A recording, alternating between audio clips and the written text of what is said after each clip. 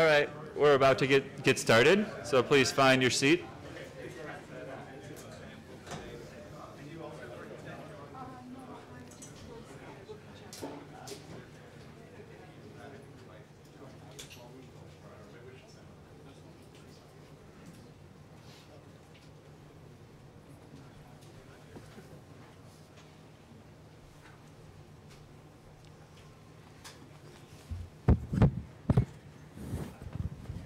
So thanks for coming to the 22nd Spark Meetup.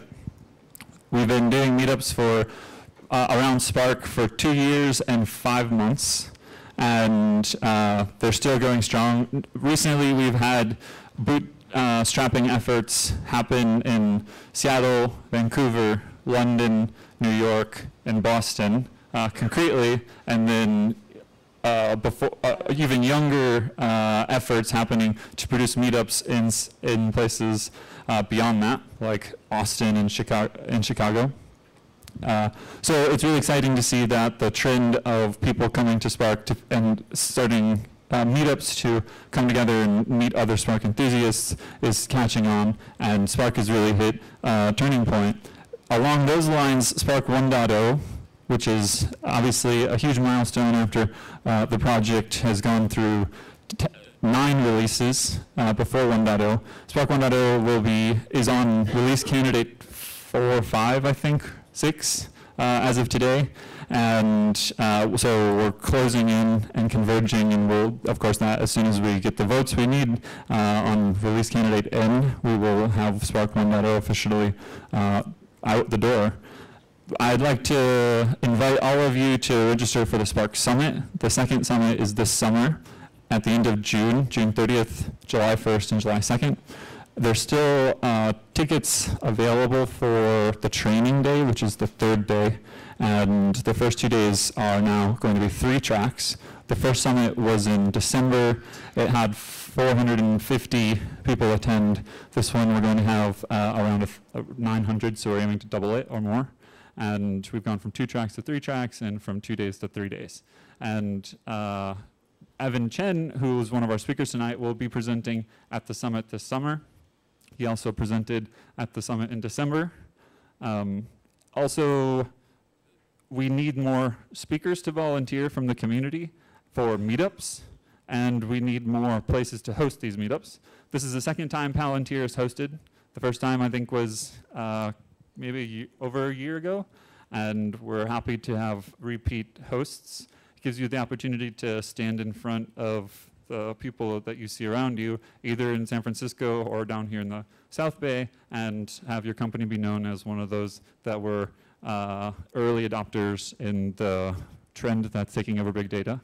And without people to host, as Palantir is doing so gratefully, the meetups just won't happen.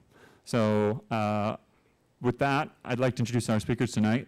Evan Chen, who brought Spark to Ooyala, and Calvin, who's at Ooyala as a developer. They've been working hard for a long time and have been talking for a while about the Spark job server, and exciting that we'll be able to hear the full story from them tonight.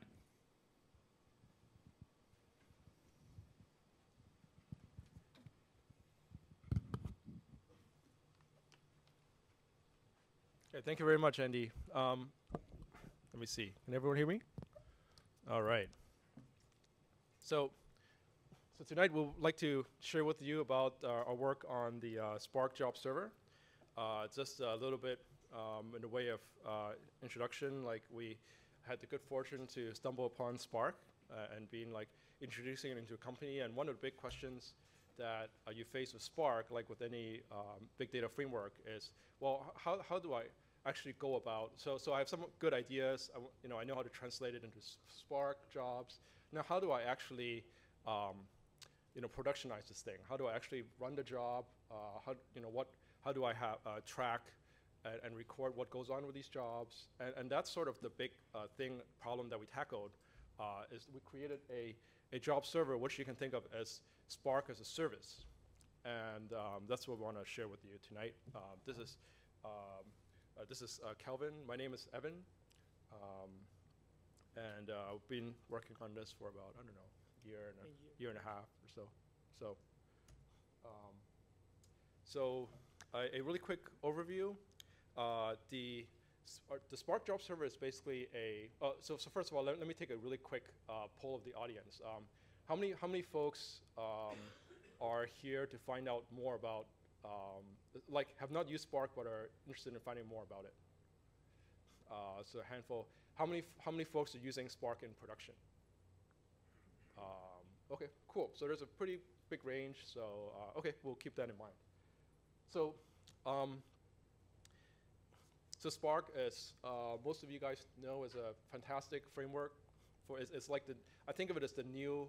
It's actually not quite fair to, like, a lot of people might say that it's a in-memory Hadoop or it's Hadoop.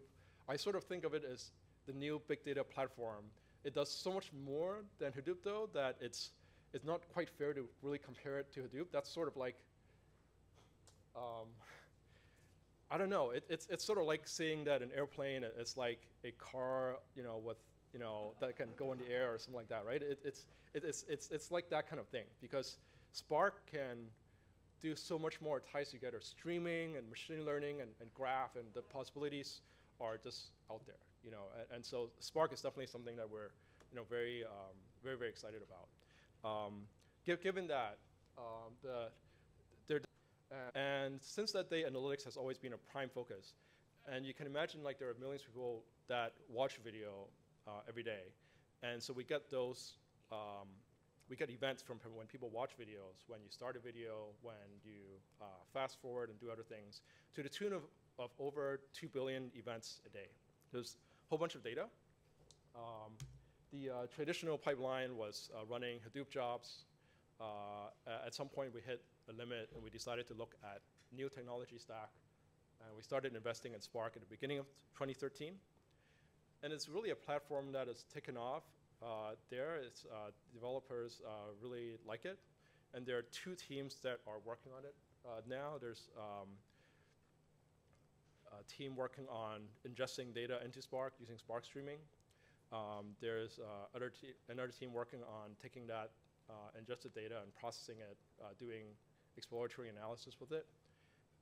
And we've been contributing to the Spark community. I'd like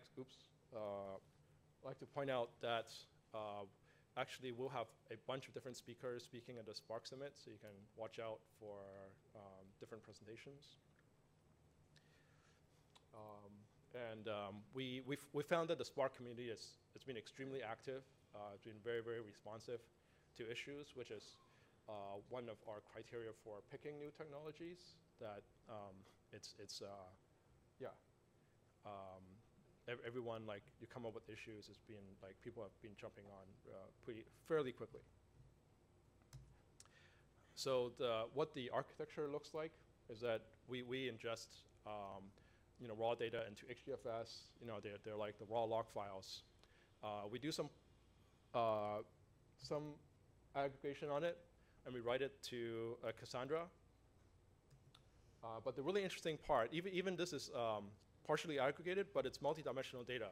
So it's extremely complex. It's not data that you can just get back using a simple key value lookup. So this is where we turn to Spark. We load these, you can call them like pre-aggregated materialized views into memory, and we use Spark to run complex queries over this data. But that Spark, because Spark is in memory, it can answer these queries much faster than you could have hoped to with the traditional approach, like using MySQL or Postgres. So one way that this is run is that we run it directly in Spark. Another avenue is that this data can be queried, or that we'll be able to query it using Shark, using the HiveQL like syntax.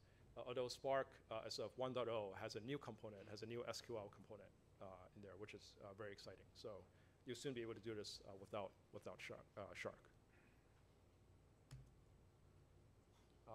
The stack we have, we basically put Spark on top of the Cassandra nodes. And for our use case, because the data that is in memory is backed by Cassandra, so this makes a lot of sense. You have the Spark workers sitting on top of Cassandra, and You have a Spark master that coordinates all of them. In this drawing, I haven't shown the X-ray scenario. This is just one master. And then we have this job server, which sits next to the, which can point at the Spark master to coordinate jobs. And if you want to use Spark, you need to add additional layers of software, like you need a SERDI for, if you guys have used Hive before, you need something that can translate the unstructured data into a structured column data type kind of schema. So why do we need a job server? When we looked at Spark and started playing with it, we found that it had a lot of promise and for different teams to use it. So we wanted to run Spark as a service, because this wasn't just like one team running jobs. It was going to be like multiple people were going to want to submit jobs. So we wanted to present a better interface. And so we really wanted to create a service. And what we noticed, we had a platform team. What we noticed is that every team, when you're doing like Hadoop jobs, and in this case, when we're doing the Spark jobs, there's a whole bunch of setup that is pretty common. For one, you need a box, like a Bastion box, for running your Hadoop, or in this case, Spark jobs, because it's an application. In the case of Hadoop, you need to run, the Hadoop jar. You still need a place to run that. You don't run it on your dev, box, right? And then you close your laptop and your job you don't know what happens to it, right? So you need a box to do that. You need to do deploys. You need to monitor this process, this Hadoop or Spark process that you're doing. You need to track what happened to your job in terms of like progress, status. Did it fail? And you have somewhere to store job results. You need to validate input. So there's a whole bunch of things that surround a typical Spark application, and we wanted to have a service that could wrap all of those things, so that developers can just focus on the business logic. The other thing is that we had a polyglot stack. We had a whole bunch of legacy Ruby things, and we have some new services written in Go. We have Scala usage. So that's the other appealing thing about having a REST service, is that then we can really enable a service that multiple teams or multiple technologies can plug into, right? So that's why we created a job server. And I'm now going to turn it over to Kelvin to go through an example workflow. Thank you, Evan. So hello, everyone. I'm going to show you some how to use the job server and how to create jobs for the job server to run. It is pretty easy. Like if you are using Scala in your build.sbt file, you just need to add a resolver, because we have already published the job server jar to the bin tray. So the first thing you should do is like add the bin tray URL to your resolver in your build.sbt file. And then the second thing you need to do is like to add the job server as your dependency to your project. Like here, like the 031 is the latest release of the job server right now. And then the second thing, after you like change your build.sbt, the second thing you can do is to create a job. And I'm going to show the detail in the next slide. So basically, a job is a Scala program. So you create a job, you assembly the code, the Scala code, or into a fat jar. And then you can just upload the jar to the job server, which I will also show later in the next slide. Just note that here, when we are adding the library dependency, we make it as a provided, meaning that like because we don't want the SBT assembly to include the whole job server jar, which is like pretty big, so we make it as a provided. And theoretically, if you are using Java, it should work too, but we haven't tried yet. But if it doesn't work, let us know, we will fix it. And in this slide, this is a very simple example for a job that can run in the job server. So there are a few things like you need to do. The first thing is like make your class or object extend the Spark job tray. And the Spark job, inside the Spark job tray, there are two methods you need to override. And the first method is the validate method. And in this method, because like every job has a config object passed into the job, and the config has all the input parameter for the job. So inside this validate method, like you should like do all the sanity check for the input parameters. Make sure like they make sense. You can also check other things like you know, the data is available in your system. Just check everything. It should be a quick method. If this method like returns true, which is like everything is fine, then the job server will actually going to run the job.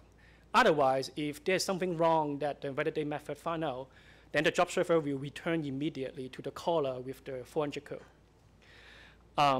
And then the second method you need to override is the run job method. So the run job method, you should have all your application logic, the actual things, the actual computation you want to do with the job inside. So like in this like simple like work kind example, there are only two lines. The first thing is like to create the RDD. And then the second line is like using the RDD to actually count the frequency of each verse. So it should be like as simple like this when you try to create a Spark job server jobs. So then what is the difference between a job server job and a regular Spark job, right? So the major difference is the job does not create the Spark context.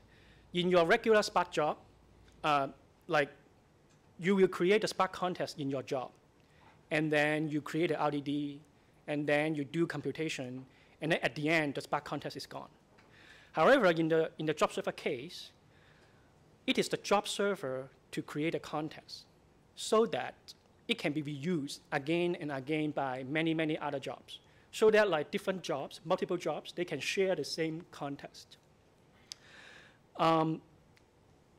So the workflow, the step will be like, okay, I create a job, I upload the jar already, and then you just submit the job to the job server with like in the URL, you specify which context you want to run the job. And then one of the examples is like you can create a new context by a simple, because it is a REST, job server use the REST API, so you just need to like post a route, a context route to the job server with the name, like in this case, the name is the new context. This is the context name. And then after you submit this like post URL, the job server will create the context for you. And then next thing is like you post the jobs by the jobs route with the context name as one of your like URL parameter. Then the job server will launch the job with that context.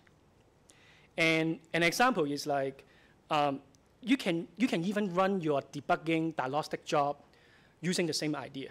For example, like you are developing your job, you run the job like in the context, and then you find out there's some problem and you don't know why there's a problem. So the one thing you can do is like you can upload some like diagnostic job to the same context, and then that job to investigate like what is the content of your current RDD, for example. What is the error message? What is the current state of the job to like help your debugging? You can also like one simple thing is like in your diagnostic jar, you can just like dump everything. You can dump all the RDD content for the debugging purpose. And this is the example like how to upload the jar. In the first URL, you can see that like we try to post the jar, my demo.jar, to the job server, and then we give a name to this jar, and in this case, this is called demo. So in the future, this jar will be referenced by the name demo. And then in the second URL, we try to run the jobs. using the demo application, which is the jar we just upload. And we also use the class path, and the class path specifies the class in the jar that is going to run to handle the data. And in this case, the input data, the data that we are going to process is actually one of the input. So you can see that like the input is also like part of the post request. And the job server will like immediately, because this is the sync request, at the end like we specify that sync equal to true. It means that it is a sync request. It means that like the job server should like process the data with that class immediately and return the result to the caller in the JSON REST format. And this is the example of checking the job status. So imagine that now, like you have uploaded multiple jobs to the job server already, and different people from different teams, they have created different contexts. They are also like submitting like multiple jobs to the job server running concurrently, and you want to check the job status like of each job. Some of the job maybe just start, some of the job is running, and some of them may be done already. And using the job browse, you can get the status of all jobs like being processed by the job server. So, and the next thing is the use case. And is it Evan? You're going to? Oh, this is me. Oh, okay. So I'm going to like also talk about the Spark as a query engine. So this is one of the project we are working at Ooyala. So the idea is like, as Evan mentioned, like in the earlier slides, analytics is big in Ooyala. And we want to return the analytic results quickly to our customer. So the idea is like, we don't want to reload the RDD. We don't want to reload the data every time for every query. We do not want to like recreate the Spark context like every time. So we use the job server to create a context just once, and also like load the data and cache the data into the Spark context only once. And then we use this like Spark context like for multiple query for the customer, so that like when they hit the job server asking any like analytic result, the data is there already. We just need to crunch the data and then return the result in, to the customer like as quickly as possible. And when they try to like specify, so imagine that like this is something like a a database engine. We support syntax like select, where, filtering, order by, group by, top K, and all these like input parameters are query parameters in the URL. And we don't have time for a live demo tonight, but if you're interested, like after the meetup, please talk to us. We can show the demo like over our laptop to you guys. So the idea is like again like is try to like minimize the Spark context creation overhead, and also like because like the RDD is cached on heap in the JVM, so it also helps the performance. And the other thing like when we are like design the query engine, one thing like which is very important like for the concurrent jobs is the Spark context is designed to like run the one job by default. So one thing like we do is like to enable the fair scheduling of the Spark framework, and it can be done like pretty easy to enable the concurrent query from different query. So this is, I just want to give you some ideas like what does the architecture look like here. So we have the job server, and then like we first create we first submit a URL to create a contest, Spark contest, and then we have and then the Spark contest will be tied to like different like Spark executor and worker, tied to a master, and then we preload the data into the RDD and cache the RDD into the Spark contest, and the data is read from the Cassandra. All this thing is only done once. And then we have query come in from the customer, and the customer, the job will specify to the contest like they are interested in. and then we return the result to the customer. And for different query, the process is the same, and the idea is like we reuse the same context. And Evan will talk about the RDD caching. Yeah, thanks, Kevin.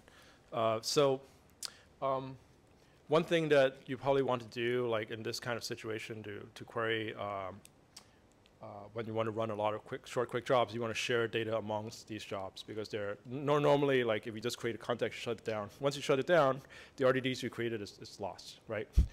So one thing that we have in the job server to support this is that we have an additional trait called named RDDs, which allows you to name and cache the RDDs. It's basically a layer on top of Spark's existing way of caching RDDs, which allows you to look up RDDs by name, which you can't do with just Spark itself.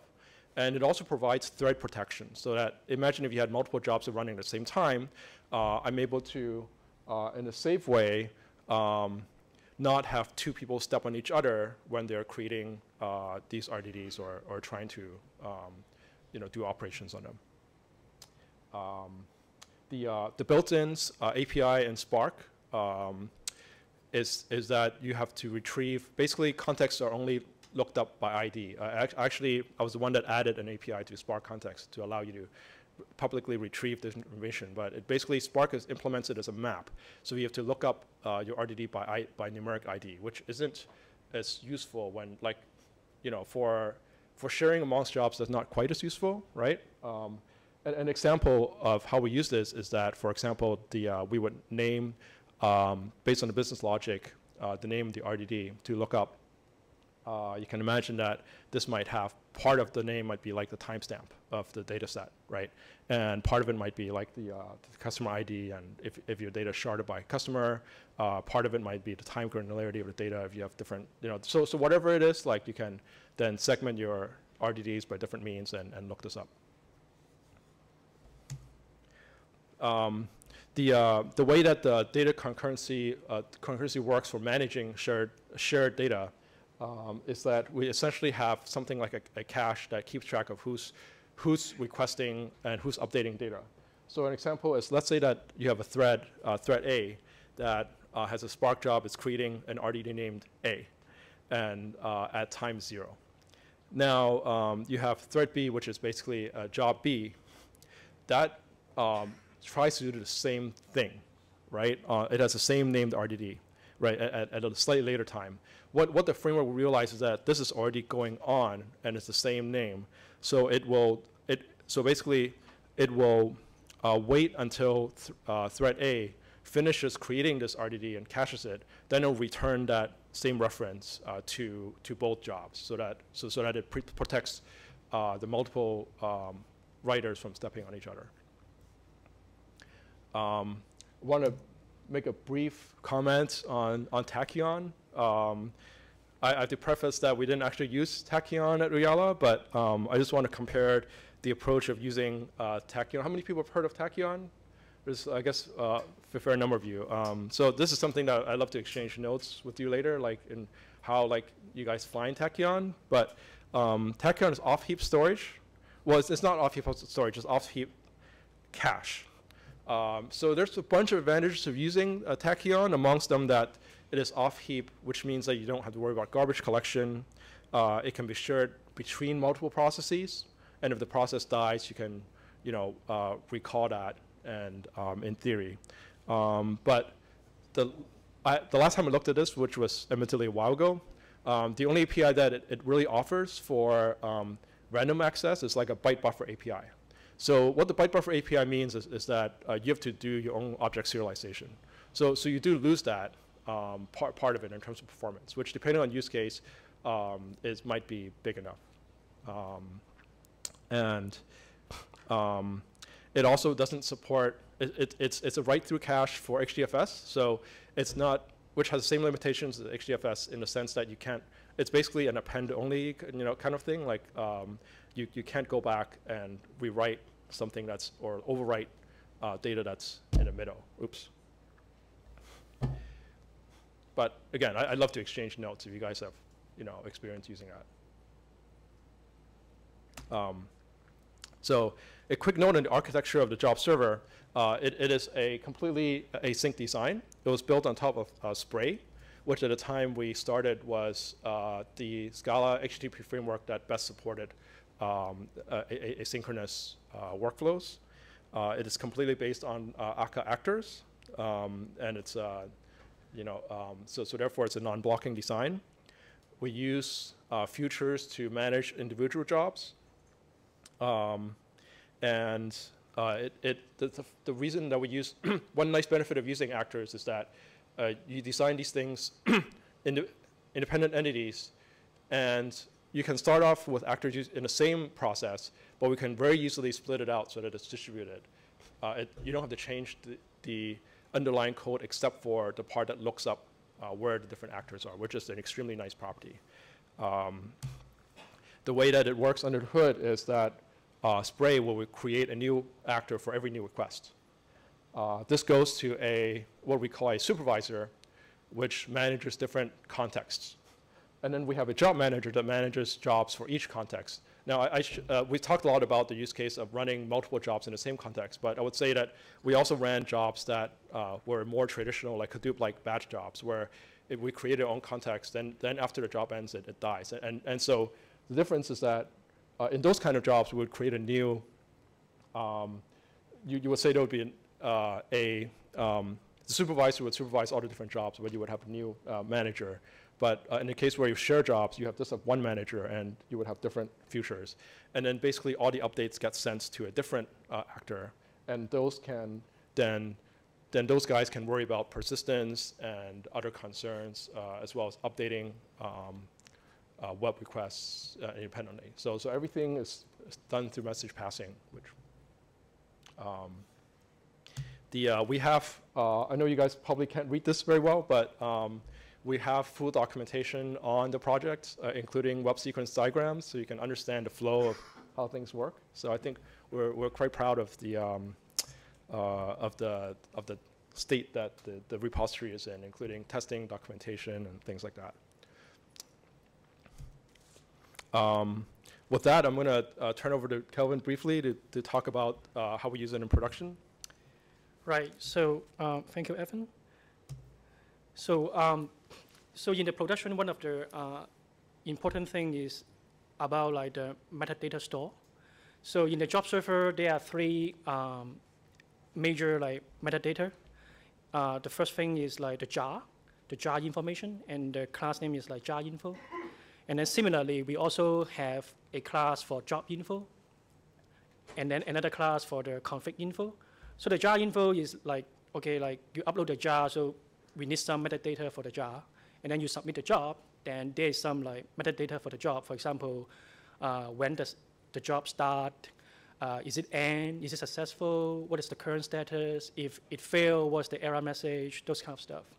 And then for the config info, it is it is the job, the input config object. So we store that config in the config info for like troubleshooting purpose. And then so by default, the job server store all these like metadata locally on the file system. That means like multiple job server, they cannot share the metadata between each other. However, we just implement a new feature, and the new feature just merged to the master last week, and it is called job SQL DAO feature. And the idea is like we try to use the SQL database and the JDBC interface for storing the metadata. So like there is a very simple configuration you need to do. You just need to enable a key, which is called spark.sql.jdbc.url, and you just specify your JDBC string for that key, and then you start your job server. Then automatically the job server will be connected to that relational database for you. And the job server will also like create automatically 3 tables, and each table maps to one metadata object here. That means like there's a table for jar info, there's a table for job info, and then there's one for config info. And all the metadata will be stored in those three tables in the database. And that means like multiple job servers, they can connect to the same database and share the metadata. One scenario is, for example, you just need to upload your jar one time. And let's say you have a cluster of job server. Let's say you have 10 job server. And you just need to upload your jar one time, and all the job server will get the same jar automatically. So you can submit your job later to any one of the job server, and they can still like get the jar from the database. Also, all the job, you can like query any job server about the job status, even though that job server is not running your job, because all the information is in the same database. In the future, we are planning to even like to change the default setting, saying that like we don't use the files, like we don't use like different files for different like metadata anymore. We'll use the same architecture. We just like use the H2 in-memory database and to store all the metadata. That means like we will only have one single file on the file system, and all the serialization and deserialization of the metadata object, we don't need to handle it by ourselves. Like the H2 will just do it for us. And then another things about the production usage is the deployment and the metrics. Like in order to like deploy the job server is pretty easy. In the repo, we have Unix script for deployment already. There's a server deploy.sh. You just need to set some environment variable, like for example, which host you want to deploy to. Assume that you have the passwordless like SSH set up in the remote machine. Then like this server deploy.sh script will help you to like deploy the server from your local like laptop to the host. And also, if you want to like deploy your job server over Meso and Chronos, you can. There's a script called server package.sh to help you to package the tar and the gzip files. And also for the metric, we have a route called metric C, and this metrics will this route will give you all the like useful metrics about like the current like server state. And also we have a health C route for checking the health of the job server. And now I'm passing it over to Evan for the challenge and lessons. Don't have too much here, but I think when we started with the job server, like Spark didn't have really good support for running multiple contexts. So there were a couple areas where we pushed the Spark boundaries.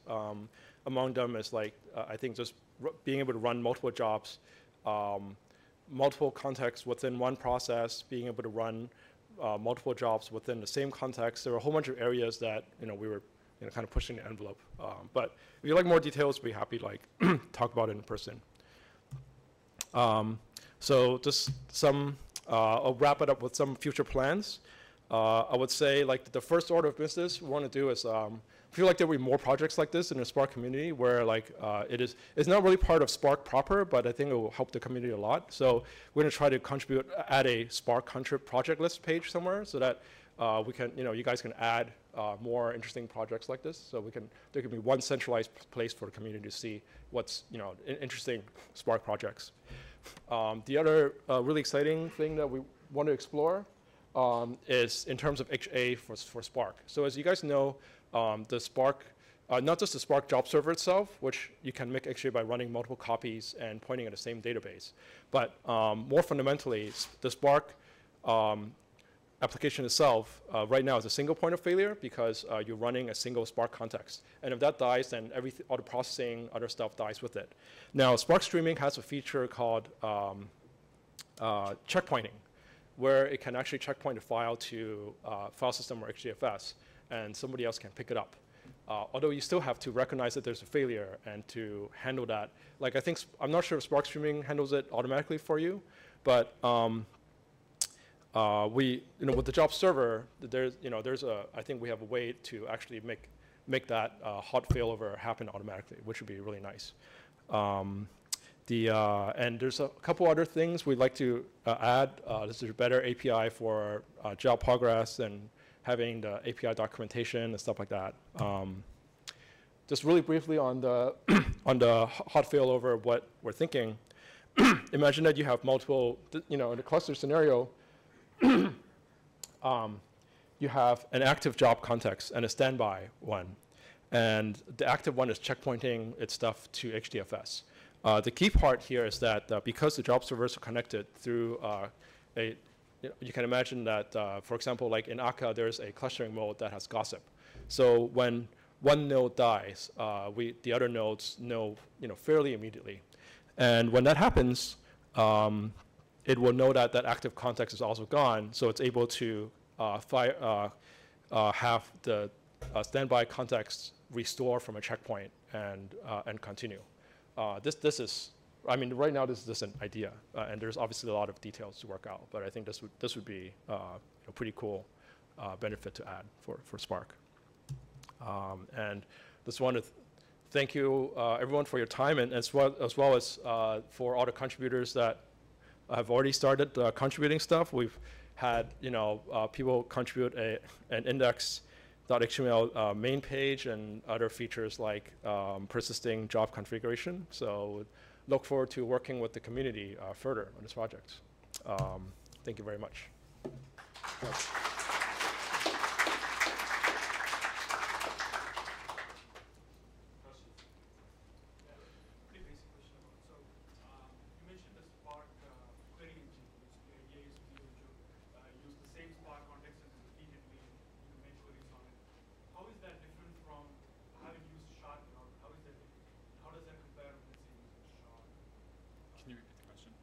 Yeah, okay, so I'll repeat the question as I understand it.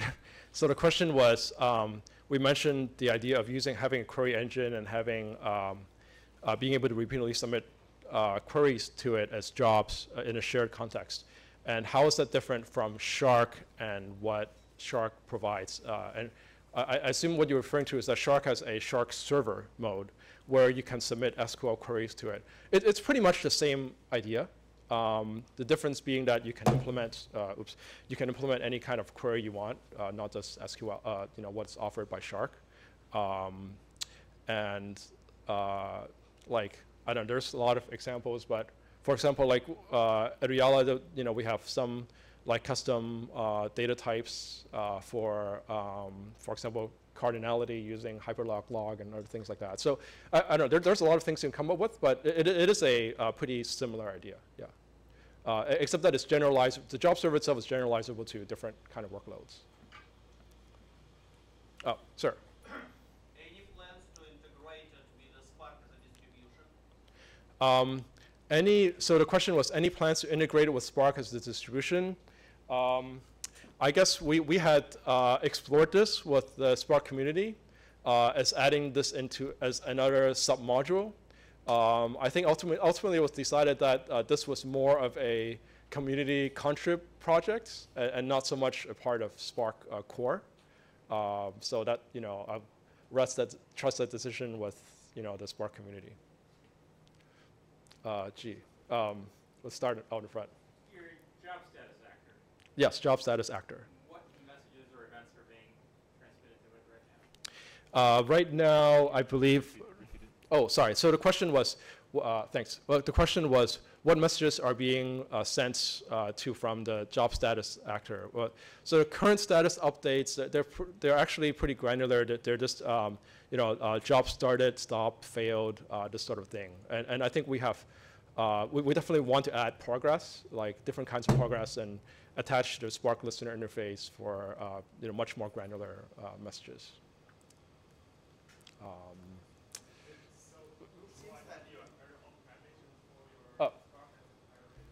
I'm sorry, can you repeat your question?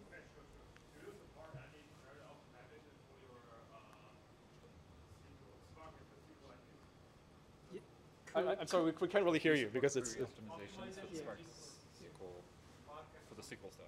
Oh, the question was, do we support optimizations for the Spark SQL stuff. No, we don't do any kind of optimization. I don't know if you have any thoughts on that.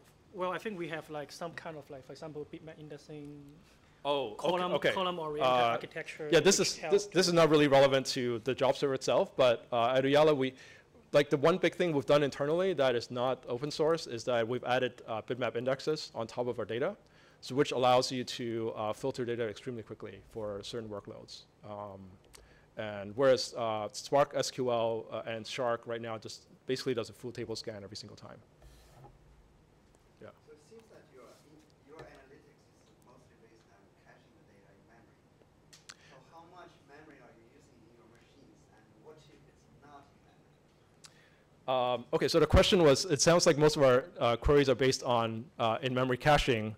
How much memory do we use, and what happens if the data is not there? Do you want to take that one? Well, I think we take like a few approaches like to optimize the memory usage. One of them is like we use like encoding.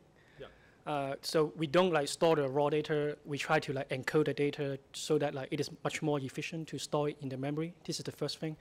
And the second thing is, yes, we have a lot of memory. I think we can say that. Yeah. we built a big cluster, and we have a lot of like memory, physical memory in the machine. We use SSD in the for the I/O. Yes, analytic is an expensive feature. So and another thing is like, yes, we also have failover mechanism. Let's say if the physical memory like is swapped out, we always have a backup from the Cassandra. So let's say like it's something like how the OS to manage the cache. So like we know that okay, in the last query we cached this RDD in this context already. However, in the next query they may be asking different. If they are asking the same memory, same data already in the memory, then that's fine. Otherwise, we will just like swap out this RDD and then bring back the data from the Cassandra. But we try to minimize this kind of stuff like as much as possible. So how big is your typical RDD size, and typically how long do they stay around the lifetime of the RDD? Right. I'm going to repeat the question. Oh, okay, yes. So the question is like how big is the RDD size and how long they usually stay in the memory, right? Right. So actually, I don't have that number. So do you remember, Evan? Yeah, it's kind of, I mean, this is kind of a complicated question because it depends a lot on, like, there's different kinds of data. So it's kind of hard to give a really quick answer to that. But as far as how long they stay, I mean, the basic model is that the customers have data coming in all the time. So you can think of it as a sliding window. A sliding window which is implemented as a kind of, you can think of it as really an ORU cache, but it effectively becomes most of the time it's a sliding window. So it's just new data replaces the older one. Maybe 2 more questions.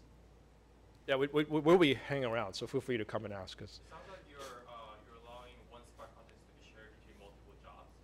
Yes. Do you do anything special to deal with the class path collisions? So like if 2 jobs has like different versions of the same classes. Okay, good question. So the question was, it sounds like we're allowing multiple jobs to run in the same Spark context. What do we do about collisions, such as class path collisions, that kind of thing? So yes, that's a good question. There is we did a whole bunch of work with class loaders.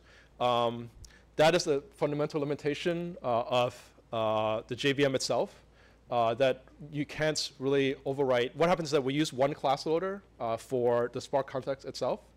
Once you've loaded a class using a class loader, it's really difficult in the JVM to unload it and to replace it with new content. Essentially, you have to throw away your class loader and use a new one. So basically, right now, you can't replace the same one. I think, how much you want to solve that problem, I think that if you push really, really hard, you might be able to solve it, but it's a really tricky problem, and I'm not sure that it's really worth the effort to solve it at this point. That's my take on it, but yeah, so one more question.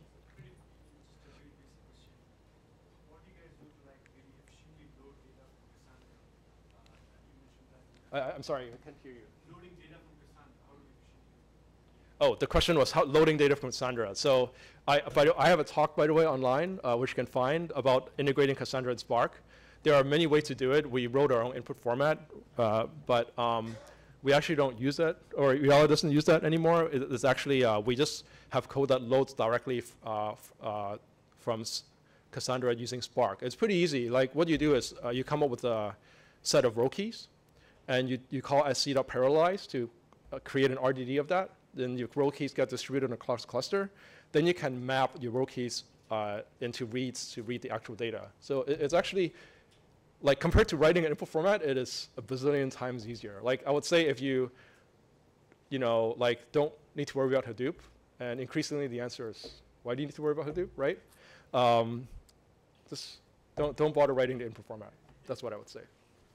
Thank you very much. We'll be around with, to answer more questions. Yeah, let's give him a hand.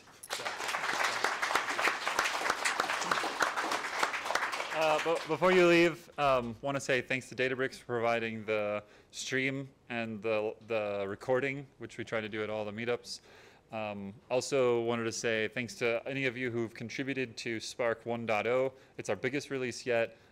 Over 100 unique contributors, which is, there's 60, 70 people in this room, so significantly more people than are in this room contributing code just to the most recent release of Spark. And want to say thanks to Ooyala, Calvin, who's from Ooyala, for volunteering to give the talk. You should talk to Evan and Calvin, and you should, if you're working on a Spark project of your own, come talk to me or Scott, who's wearing a Databricks shirt in the back and helps organize the meetups. And we'll help you get lined up to give a talk here at one of the meetups. So thanks for coming, and we'll see you at future meetups. What do you think of my thing about the Spark country? See if you have any other thoughts about the best way to do it. Hey guys. Hey, Bert Pryor.